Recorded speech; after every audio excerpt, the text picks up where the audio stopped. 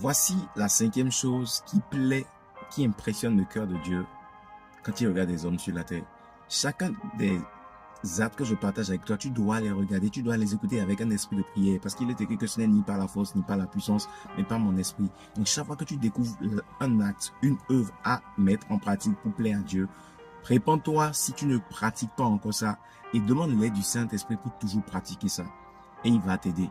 Ne regarde pas ça seulement pour dire waouh, quelle révélation. Non, regarde ça avec un esprit de prière et demande l'aide du Saint-Esprit pour manifester cela.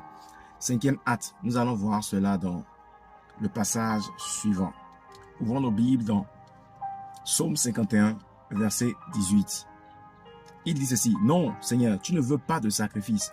Même si je t'offre un animal entier, il ne te fera pas plaisir. Mon sacrifice, ô Dieu, c'est moi-même avec mon orgueil brisé. Oh Dieu, tu ne refuses pas de regarder un cœur complètement brisé. Donc, cinquième œuvre, c'est un cœur complètement brisé. Cinquième attitude qui touche le cœur d'un homme de Dieu. Quand il regarde les hommes sur la terre, c'est l'humilité, comme le disait les Congolais. L'humilité, l'humilité, l'humilité. Est-ce que tu es humble? Dieu est impressionné par l'humilité, pas d'abord par ce que tu donnes, pas d'abord par tes prières, pas d'abord par tes jeûnes. Un jeûne et une prière sans faith, sans humilité ne touche pas le cœur de Dieu, ne plaît pas au cœur de Dieu. Est-ce que tu es humble? Tu vas me dire oui.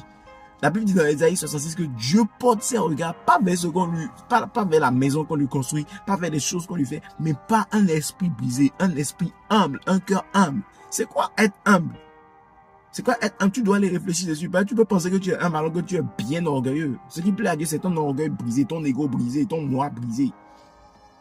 Quelqu'un qui est orgueilleux n'est pas toujours là à faire valoir ses raisons. Regarde ce que la Bible dit dans Philippiens 2, 3 à 4. Il dit: ne faites rien par esprit de rivalité, signe de l'humilité.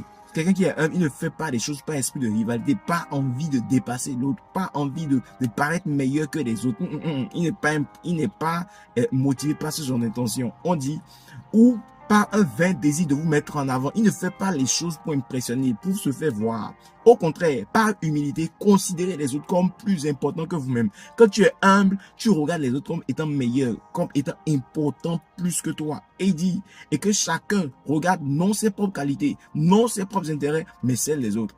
Donc, quelqu'un qui est humble n'est pas gêné de la promotion des autres, n'est pas gêné de voir que les autres sont meilleurs que lui, n'est pas gêné de traiter les gens comme étant plus importants, n'est pas gêné de traiter les gens comme mieux que lui.